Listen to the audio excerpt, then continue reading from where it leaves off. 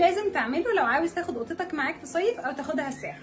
انا هقول لك في الفيديو ده تعمل ايه. يعني تاخد معاك الليتر بوكس بتاعها، الطبق الاكل بتاعها، السبراي بتاع الحشرات، والفرشه، عشان هيكون في تسريح يومي للقطه من الرمله.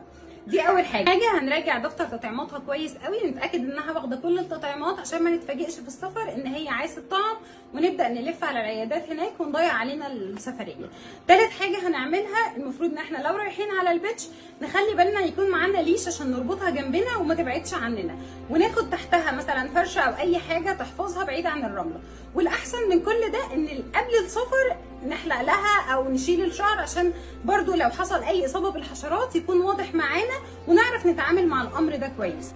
ملحوظه مهمه قوي عايزه انبه عليها، ناس كتير قوي بتيجي تقول يا دكتور عطش كام ساعه قبل ما اسافر عشان القط ما يعملش يورين وكده في الطريق، بس ده غلط جدا يا جماعه، محدش يعمل الحركه دي.